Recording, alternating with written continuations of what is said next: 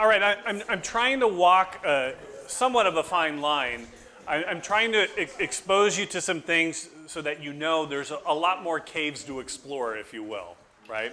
So some things are pretty heady, a little hard to understand, but keep thinking about them. Other things I'm trying to bring down into a very simple, memorizable way, okay? So I would suggest, after our exercise, playing the atheist, agnostic, the theist, being an observer, we can play those different positions. Let me suggest 4 ways to know God exists, right? Number 1, matter. So when Hugh and Jeff were here, they, as far as I could tell on their lectures, they gave arguments for God's existence based off of the beginning of the universe or the origin of the universe. So everything that begins to exist has a cause. The universe began to exist, therefore the universe has a cause. If both time and space came into being at the Big Bang, essentially, then something beyond physical time and space had to create the universe. But we do know that there's a beginning to the universe. Jeff wrote a book called Escape from the Beginning. Can we do that? And he gives some arguments why that may not be the case. So matter is one way to argue. Philosophically, we call this the cosmological and teleological arguments. The argument from the cosmos, the argument from the design of the universe and things in the universe. So there, you have to get into some pretty deep waters about physics, to biochemistry. Fuzz Rana is going to be here with you in March. And he's a biochemist, has some really interesting things to talk about, from Neanderthals all the way to what looks like design and biochemistry and fundamental elements in that. So that's going to be a lot of fun. I love Fuzz. A second one would be mind. You can actually just use your mind, and this would be philosophical evidence or arguments on behalf of God's existence. Here, you don't have to necessarily go out into the cosmos and find evidence, but this is going to be evidence that you can garner with just using your mind, the laws of logic, reason, and certain kinds of experiences. A third way would be miracles. I was just being asked about, well, if Jews, Muslims, and Christians all are monotheists, they believe in one God, how do we distinguish between the different religions? Well, one would be to see, well, what is the revelation, the communication from God, the activity of God, that best justifies who God is? And you could look at Judaism, 10 Commandments, Christianity as the life, death, resurrection historically of Jesus. Islam has the Prophet Muhammad come in and tries to reform some of those ideas, okay? But you could appeal to historical evidence. Lastly, I say me. So matter, mind, miracles, and me. It's actually really easy to remember. This would be personal evidence or religious experience, okay? And there's different kinds of religious experience, and I'm going to go later on into an argument for God's existence, or at least an appeal to it based off of religious experience. So the two I'm going to focus on today are mind and me, right? Any clarifying questions about this? Yes, Kate? Can you just elaborate a little on mind? I'm not sure what. Yeah, so at least, there are more, but at least 2 arguments that come from mind. One is called the ontological argument. And ontology is just the study of the nature of something, the nature of reality, what it is. And if God exists, God must be a perfect being. Sometimes this is called perfect being theology. And if God exists, he's a maximally perfect being. And if a maximally perfect being exists, if it's possible that he exists, then he exists. And the ontological argument is really an interesting argument. I'm not going to get into it today. There's some technicalities with it. But I'm going to go into what's called the moral argument for God's existence. And this is an argument not based off of physical evidence or scientific evidence. This is based off of our moral experience. What best explains the reality of morality in our world, okay? So the two arguments here would be an argument from the nature of God, the ontological argument, or an argument from morality, which is the moral argument, right? So on those, we don't have to go garner evidence from the universe, the cosmos, biological systems, perhaps. Rather, we do it through philosophical or our moral experience. Okay? Does that make sense? Okay. Other clarifying questions? Okay. I'm going to give some terms to you. These are a little bit more technical. I want to at least expose you to them because when you start to read different kinds of literature, you're going to be exposed to these kinds of terms. There's kind of two sources of the origin or source of our knowledge, right? And those two sources have generally been referred to as a priori and a posteriori sources. Now, those are just Latin terms, and you can kind of see from how they're worded what they mean. So for instance, a priori means literally from what is prior. So it's prior or doesn't depend upon your sense experience, your five senses, or if there's more senses than those senses too. Whereas a posteriori comes from what is posterior or after your sense experience. So both the teleological, the argument from design, and the argument from the origin of the universe, these are a posterior arguments because you have to go get evidence from the five senses, right? Even if you're using telescopes or microscopes.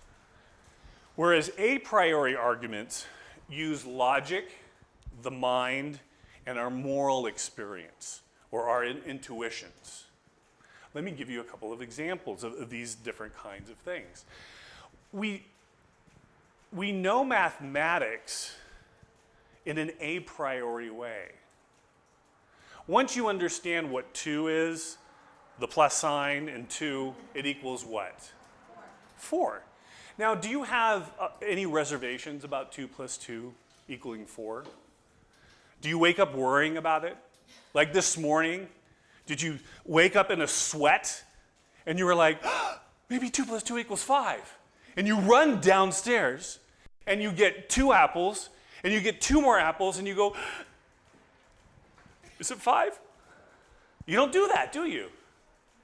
You know ahead of time, without having to get the apples, just by the concepts, the understanding of mathematics itself, that 2 plus 2 equals 4. In fact, listen to this.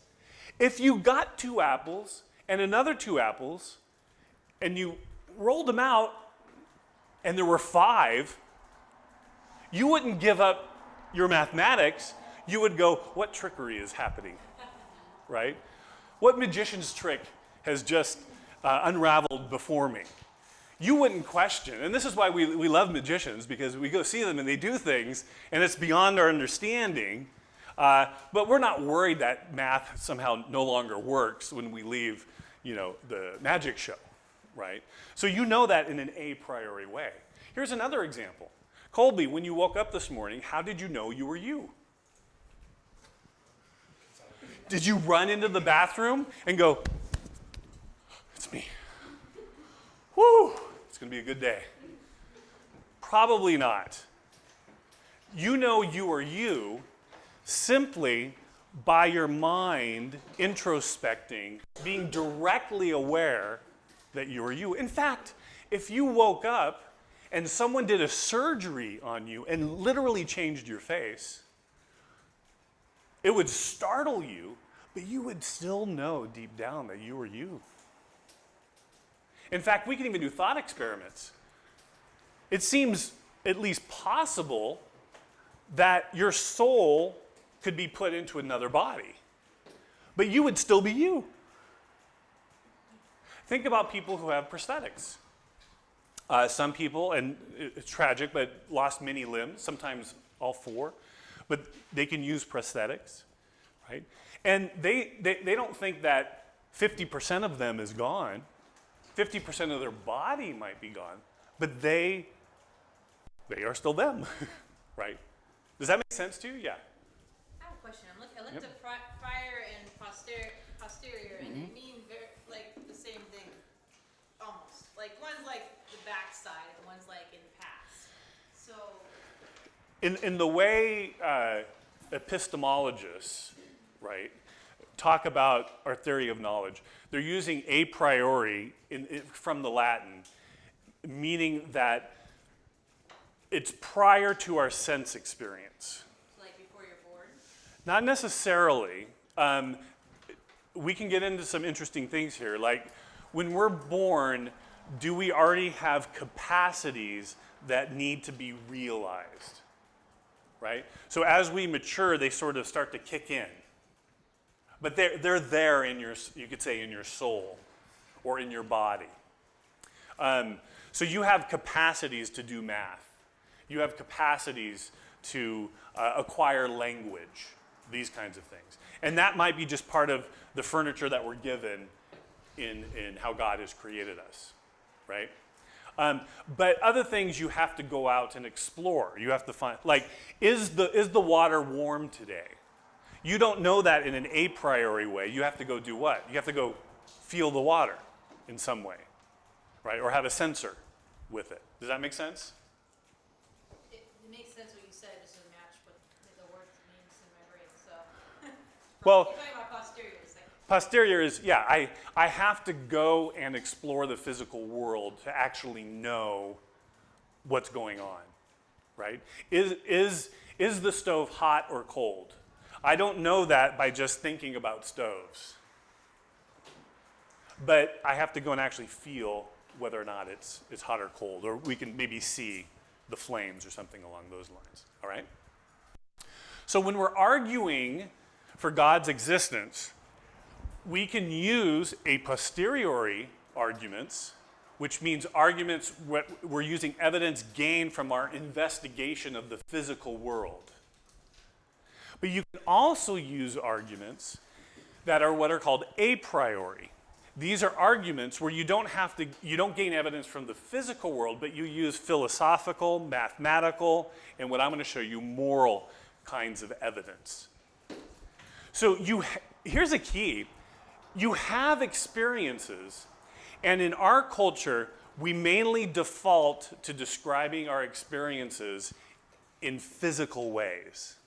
I have to see it to believe it. Right? Whereas you can have experiences that are beyond or are different from physical experience. They're mental experiences. They're moral experiences. They're mathematical experiences. I mean, think of things like the concept of infinity. There is no such thing as an actual infinite number of things in the physical world. But you mentally can think of, and mathematicians do this, of infinities. Infinity plus infinity equals what? Infinity. Infinity times infinity equals infinity, right? And you can do some very interesting things with this. Right? So I'm just alerting you. We've used some new terms with that. So if I say something, well, I know X in an a priori way, you know that's not in a scientific way. You know it's based off of some type of mental experience, moral experience, mathematical intuition, something along those lines. Are you tracking with me or no? You got to be honest with me. No? Talk to me. I love the honesty. I'm just like confused. So I understand the words, right? And then between that last slide that you put up. But the one where it comes down to like the natural theology, I don't understand. So I can like reiterate the Reiterate what? Just reiterate the next slide. That one. Yeah. Yeah, I can completely do that. Maybe symbolize it a little bit. Yep. So natural theology is us trying to discover God. And us, we can use our senses to try to discover God. That's these kinds of arguments, a posteriori. Or we can try to discover God through a priori ways, through moral experience, mathematical arguments. So this is us using our faculties, whether mental or sensory, to discover that God exists, or the nature of God, or to experience God, right? Revealed theology is God revealing himself to us. That would be miracles, right? That would be a religious experience, a sense of being transformed morally, an awareness of being forgiven or loved. Right? God is revealed. We'll talk about this later, but God revealing himself through the burning bush, the Ten Commandments, the person of Jesus, right? That's revealed theology. So in natural theology, this is us using our faculties, whether sensory or mental, to discover that God actually exists.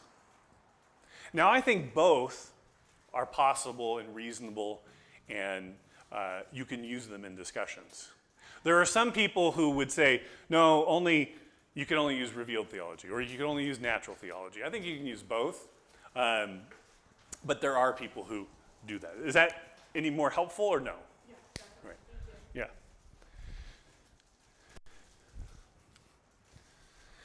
So I'm going to do an argument from morality. So let's take a moment, and this will help you beyond just the argument itself, but it'll help you learn some things about morality. In fact, I might talk a little bit more about this in the next session. So when you think about morality, is morality real or is it fake? Or another way to put it is it flim-flam? It's really not real. It's something we've made up. Or are there moral facts? Are some things really wrong and some things really right? I wonder why Rick has Haraskin reading Mere Christianity. Yeah. Well, I'm gonna go into one of C.S. Lewis's arguments that's in Mere Christianity, right, to help him.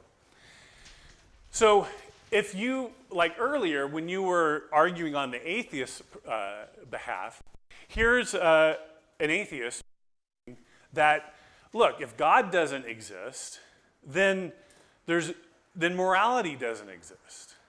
Here's what he says. This is Michael Roos in The Guardian. He's a philosopher of science at Florida State University. He says, look, God is dead, so why should I be good? The answer is that there are no grounds whatsoever for being good. There is no celestial headmaster, no God, who is going to give you, and he says, 6 billion whacks or 6 billion rewards. So you don't have to worry about that or hope for that. Morality is just flim-flam. So if there is no God, Wait, God it is doesn't dead. Say that. If God is dead, that means God was alive at some point, which means Well, there's a God. So yeah, remember that he's writing this in a newspaper, and there's some humor that's going on here. So he doesn't really think that God was alive and then he actually died. It's a clever way of talking about, look, God doesn't exist. Okay, so you would be right logically if God was alive and then he died. well, if That he would be didn't honest. exist, he can't die. So Well, no, things can exist and die. no, I said if he didn't exist. Oh, then didn't he exist. Then he can't die. Right. But he's just using it as a clever form of speech. Okay. Now notice he denies the existence of morality. But yet, let me give you another quote from Michael Roos, same person. The man who says that it is morally acceptable to rape little children is just as mistaken as the man who says 2 + 2 = 5. So Roos, and I've been at places where Roos has debated in that, Incredibly intelligent person, philosopher of science. Fezrana, who will be here, actually debated him. He's kind of stuck. In his worldview, he says there is no morality, but can you really live with that? I mean, when you think about, and I'm not trying to be crass, but the raping or abuse of little children, he acknowledges, he said, look, you're deeply mistaken, right? So the question is what does he do with that apparent contradiction there? Is that making sense to you? Right? So you will find this very, very often. You should make note of it in your mind, especially for dialogues, that people will flip-flop. They will deny that there is objective morality, but in the next sentence or the next day, they'll be telling that person they're wrong and that president's wrong, or this person did that and that's wrong, or that's right. And so how do they live that out consistently? That's going to be an issue, right? And if there is no God, do we really have a motivation for being good? Right? I mean, isn't it the case, we see this, and I'm not trying to bring us down, but there's cases where a person will shoot up a few people, and then what do? Instead of being caught by the police, they take their own life. And they've left all these people dead, yet they've killed themselves, right? Why? Because it's going to be worse to be incarcerated. And if I just if they think there is no existence after this, there is no God, then let's just end it, right?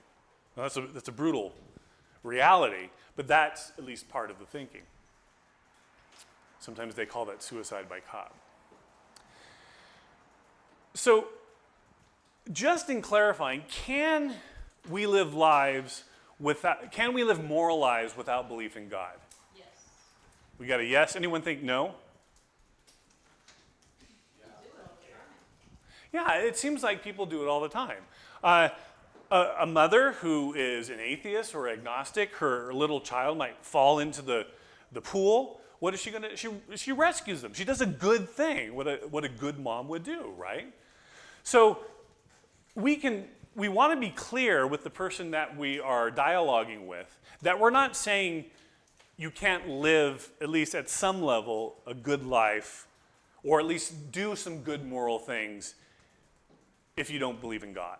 No, you can. Are you with me on that? Does that make sense? And please feel free to give a challenge if you want to challenge it. And I think, yes, to some degree, I think this is actually part of God's common grace that makes this possible. I mean, think about it.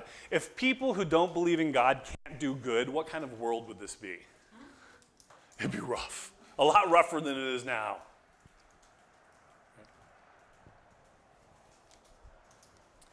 How about this? Can we formulate a system of ethics? In other words, can we reason morally in our culture without reference to God? Do you think that that's possible? Yeah, I think you're right. To some degree, and there's some interesting proposals out there, and I go through these when I teach ethics. And again, I think this is part of God's common grace to us. We want, just generally, for people to have a capacity to reason morally so that we can have at least some decent societies. So that goes back to that common ground I'm talking about. So I think as a Christian theist that every human being created in the image of God has capacities to reason morally, has capacities under God's common grace to do some good things, right? Now, I'm not saying doing that good rescues them from all of their sin or something like that. So don't mishear me or read me there. Can we recognize the existence of moral values and duties without belief in reference to God? What do you think? Yeah? Yeah, I think that's true to some degree as well. God has given us capacities to be aware, to recognize. I think this is why Roos recognizes, and I'm glad he does, that obviously harming innocent children is just wrong, right? And that's a foundation we can hit upon. So the questions we're trying to get at, now that we've clarified that, because when you use the moral argument, many times people will come back and say, do you mean that I'm not good or that I can't do any good if I don't believe in God? No, that's not what we're saying. Okay? We're asking these questions. Can there be objective good, objective right and wrong if there is no God? That's the question we're asking. We're not talking about belief. We're just saying reality. If there is no God, can there be objective morality that doesn't shift on the basis of our whims and changing cultures? Can there be or exist objective moral values and duties without God? And can there be an absolute moral law that doesn't change from culture to culture or time and place without an absolute mind behind it? Right? These are the questions we're asking. Right? So it's really important that we're clear on what we're asking here. We're asking what best, if there is morality, right and wrong, what best explains that phenomenon? Do you think that raping little children is wrong? Yes, so do I. Foundation. Why do you think that? What are your reasons for that? Right? I can share some of mine. What are yours? What explains that? That's what we're getting at. So the moral argument, I'm going to give you, we talked about earlier how we had some trouble formulating arguments. You can memorize these really. I'm going to give you two versions. One of them you'll read in C.S. Lewis's Mere Christianity if you haven't already. Let me help you understand the argument. Some of us haven't taken a logic course, right? It's not your fault. Our systems need to be doing that more. But let's just look at the form. So some logical houses are called deductive houses, deductive arguments, to keep using that metaphor, right? And what that means that if the form of the argument is valid and the premises are true, then you get a guaranteed conclusion. Okay, and I'm going to show you how that works. So take this. Here's the form, and it feels like a math equation, right? Actually, math is based off of logic. If P, then Q, and P and Q just stands for statements, that's all. And you affirm P, what follows? What's your conclusion? Q, right? Now it's interesting. Your mind can make those logical connections without me even revealing it. You automatically go there because it's logical. Okay? So now let's fill in what the content is. So here I'm kind of giving you a cup or a glass, but I haven't put anything in it yet, right? There's no content. I didn't drink it. If Max is a New York City firefighter, then Max is brave. I mean, look, in New York City, after 9/11, before, we don't hire cowards, right? We make sure that you're a brave person. Max is a New York City firefighter. What's the conclusion? He's brave. He's brave, right? Now, the form is exactly what we said, if P then Q, P, therefore Q. The content, now we have to look at, are the premises true? Is this more probably true than false? Does New York City hire cowards? I mean, one can slip through, but for the most part, that's not the case, right? They hire people who are courageous. It could possibly be. It's possible, but is it more plausibly true than false? Yeah. We know now that Max is a New York City firefighter. Then the conclusion is we're guaranteed that Max is brave. Okay. Are you following it? Now stop me if you have a question. Let me do this. If Max is a New York City firefighter, then Max is brave. Max is brave, therefore he's a New York City firefighter. Good, you're shaking your heads. Tell me what went wrong. You reverse it. Yeah, not just that I reversed it. You're kind of right. Yeah. Just because someone's brave doesn't necessarily mean that they'd be a firefighter. Yeah. Who else can be brave? Policeman. Could be policemen, right? We try not to hire any cowards in the NYPD, Military. right? So what we've done here, we did if P, then Q. When you affirm Q, it doesn't logically follow that you can affirm P. And you just gave a counterexample. We know that you can be brave without being a firefighter. And there's ways to map this out logically. I don't have time to get through all of that. But it's great that you could just be aware of that and you could see it. You talked about reversing it, right? It's what we would call invalid form. And you can think of a counterexample there. So very, very good. Well done. Here's version 1. This comes from C.S. Lewis, Mere Christianity. If there is an absolute moral law, then there must be an absolute mind as its basis. Affirming P, there is an absolute moral law. What's the conclusion? There must be an absolute mind. Right. So that logically follows. Therefore, there must be an absolute mind as the basis of the moral law. Now, the form we look at in the deductive argument, if the form is valid, then we're good to go to look at the truth of the premises. Let me put it this way. If you're doing plumbing, when putting the pipes together, if the pipes aren't seated together so that the water can flow through it, it's bad form, right? You can do that logically where you don't put the pipes together rightly. That's called logical form. So before I even put any water in it, I can know that. But if I put the pipes together rightly, they connect rightly, then the water's going to flow through it and go to my destination. Logical form is like that. It's like the pipes. You need putting the logic together right.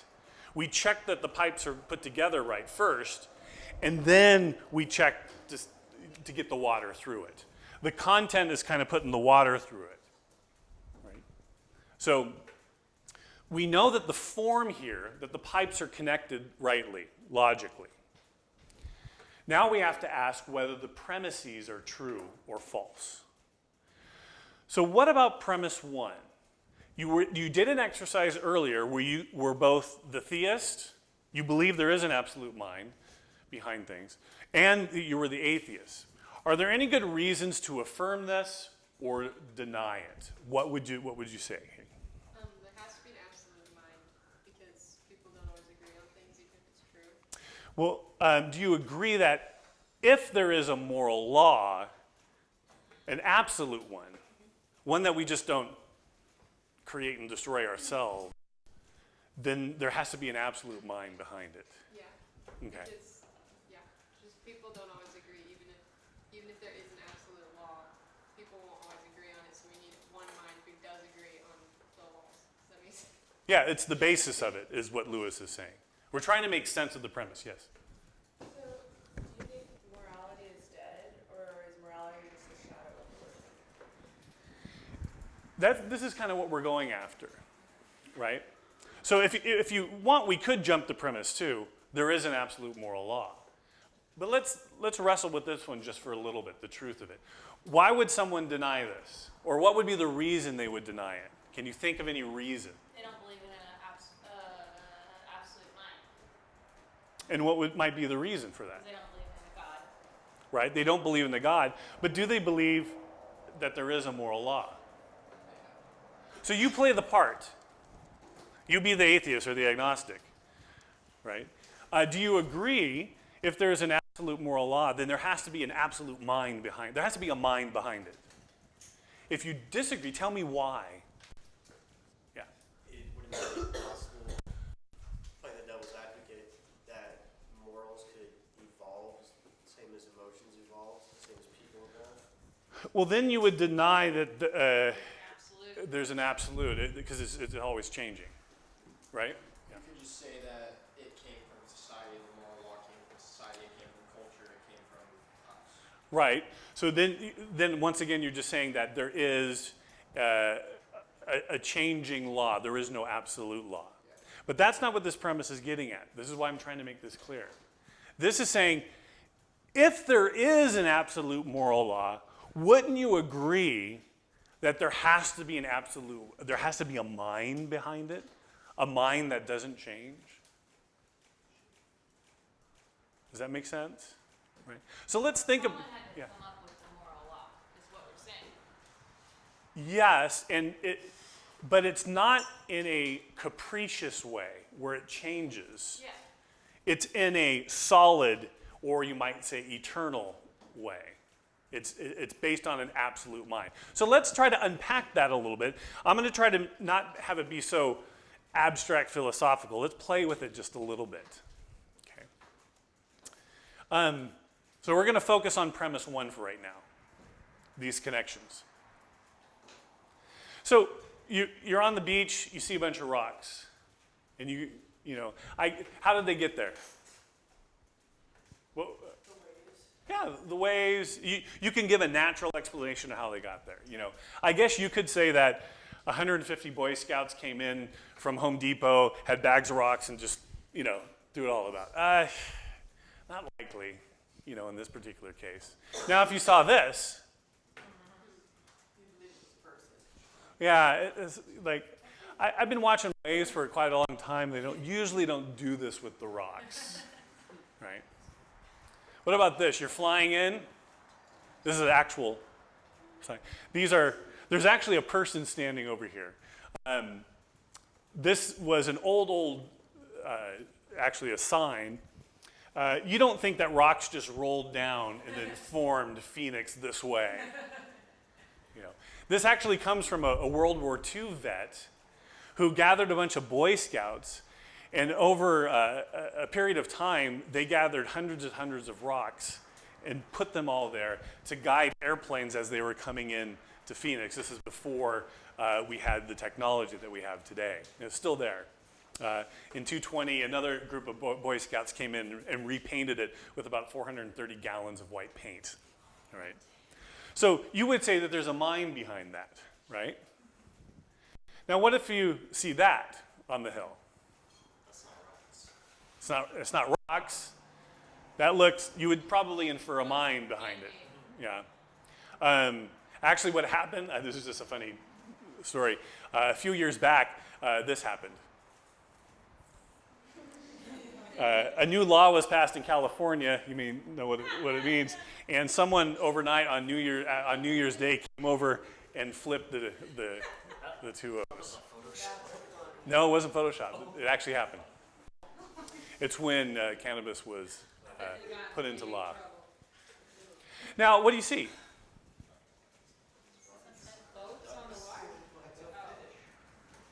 Dolphin? Fish, right? Now, if I said, man, it's amazing what those jet planes do.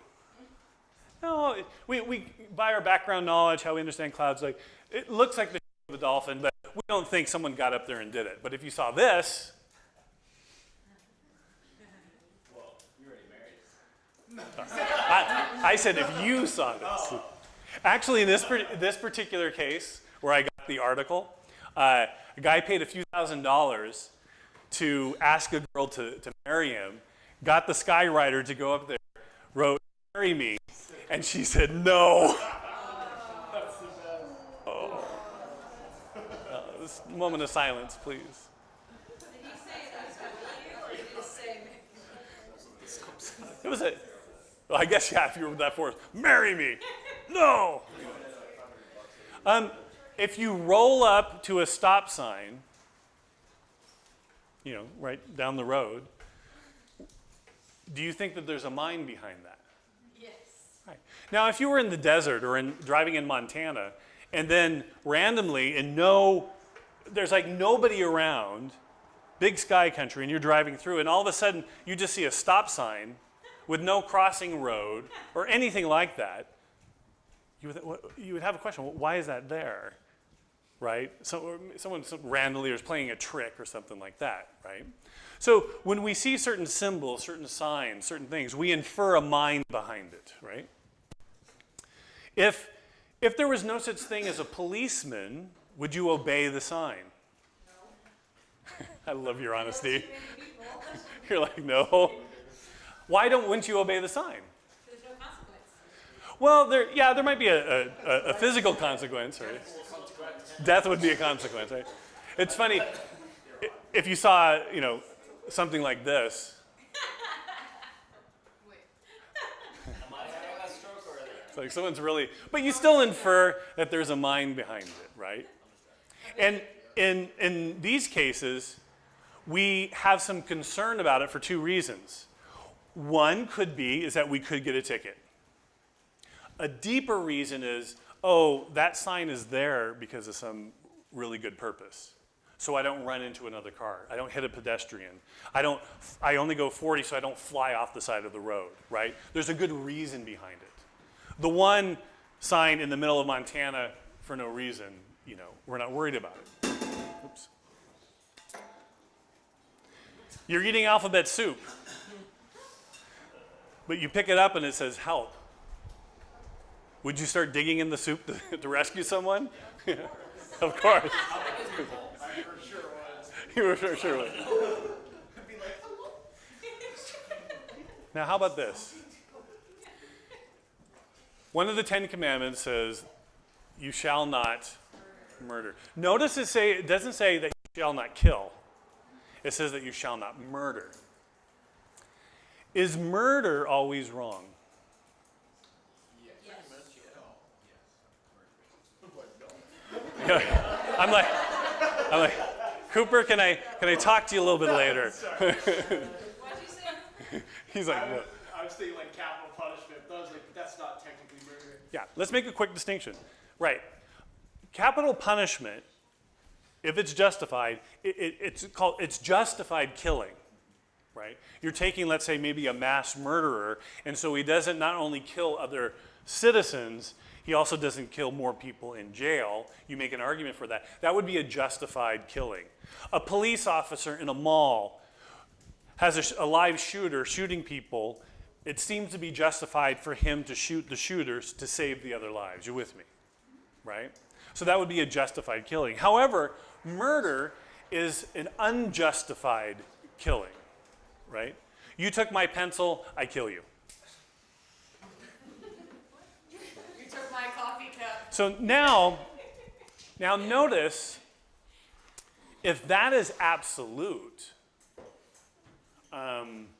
there's some people who still disagree with it. But even if they disagree with it, we still think it's wrong.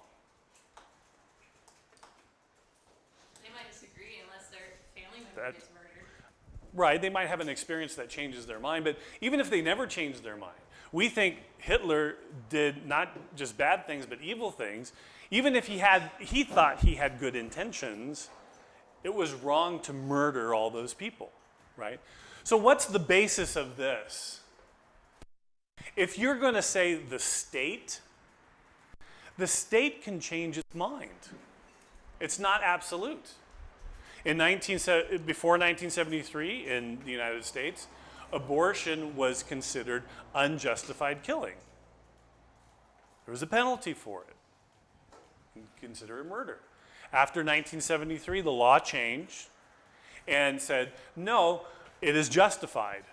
Further laws affirmed that, but then just this past year, right, we had the Dobbs case, which said it didn't make a ruling on the moral justification or non-justification of abortion. It just moved the decision to the states, right? And now different states are taking different positions on it, right? But if abortion is unjustified killing, then it's always wrong, regardless of what the state says, right? Or if you don't want to talk about abortion, what about infanticide, where a parent or a family member kills a newborn because they don't think they can care for them financially? You would think that that is unjustified, right? Okay? So if there are at least some absolute laws, then there must be an absolute mind behind it to justify it, to bring it in existence, to have good reasons for it, okay? What about premise two? Well, this affirms that there is an absolute moral law. Don't you agree? Now, I want you to put on your atheist agnostic hat or skeptic hat. What might a person who holds that position say about this? What would they agree with it? Or what reason would they give if they rejected it? What do you think? Yeah. They could say it's subjective. There are like certain things that kind of make more sense, but it's subjective to the person. Yeah, do you have an There are some people that Sure. think murder is okay. Yeah, no, there's, So it's yeah. subjective to the person. To be Right, so there is no absolute moral law, right? And I would say, try that hat on for just a moment. You be that person. I would say, but don't you really think that even if they thought that murdering or raping little children, even if someone thought that that was right, it's really wrong, right? it is really wrong according to like. My No, but you right. I want you to yeah. believe that. So you agree with me, Mr. or Mrs. Atheist Agnostic, that there are some things that are just flat out wrong. Oh, wonderful. Well then, there must be an absolute mind as the basis of the moral law. And something absolute mind is what we generally call God, right? So if you affirm these two things, then it leads logically and inescapably that God exists, right? Why might someone deny this premise? Look, some might say, as you did, that laws seem to change and we have different sensibilities. I mean, you go to different cultures, there's different laws, right? I mean, in California, the speed limit is one thing. In another state, it's another. I go to Germany, you can go on the Autobahn, no speed limit, right? It's subjective to the state. Or Cooper believes in abortion, Maddie doesn't. You know, we all have differences, right? And that descriptively is true, but does it follow from that that means there is no moral law?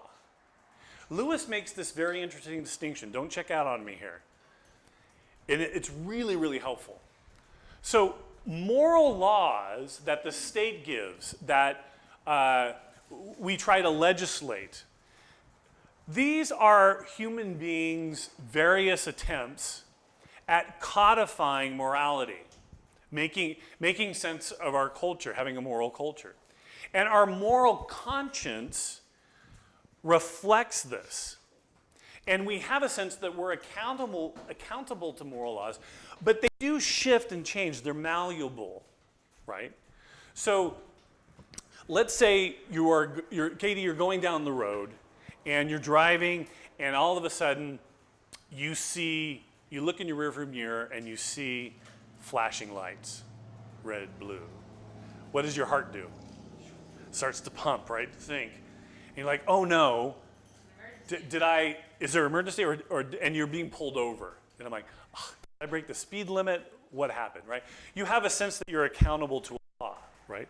But if you were on the Autobahn in Germany, there's no law, you might start to go 70, 80, 90 miles an hour, and your conscience is such that it's saying, don't do that, you're breaking the law, but you have to remind yourself, no, I'm not breaking any law, right?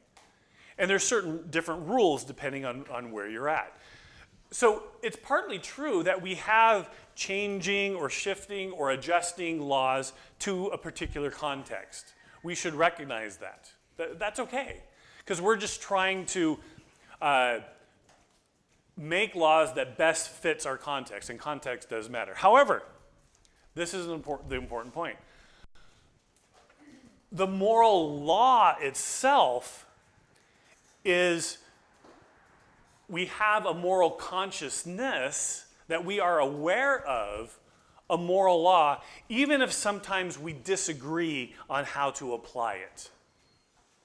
Let me go back to that example. Cooper says, I'm pro-abortion. Addie says, hey, I'm pro-life.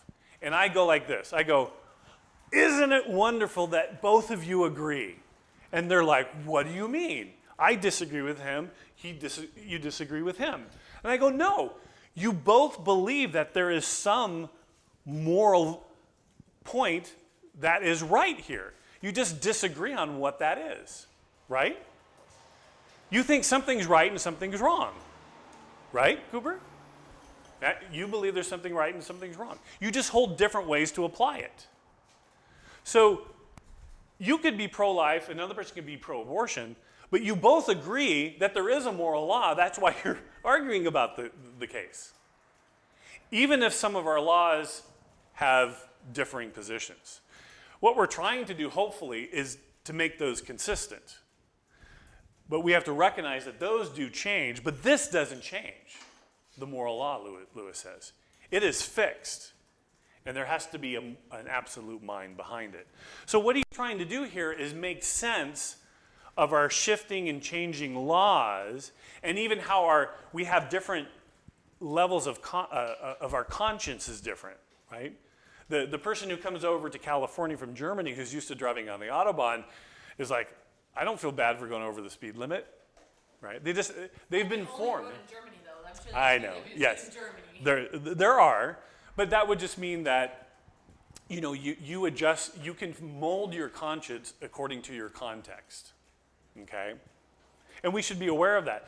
But that doesn't change that there is a moral law, a moral standpoint that we're aware of. So if there is an absolute moral law, then there must be an absolute mind behind it. And if we affirm that there is an absolute moral law, well, then it logically follows that there must be an absolute mind behind it. In other words, God exists.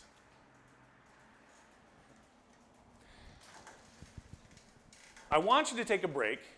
We're going to go to 5 after, and I'm going to give you a different form of this argument. And sorry, I'm like getting right in your way there. And we're going to talk about a little different version that is being used and some of the challenges that we're experiencing of it today. So why don't you take a break, come back at 5 after, and we'll finish up our time this morning.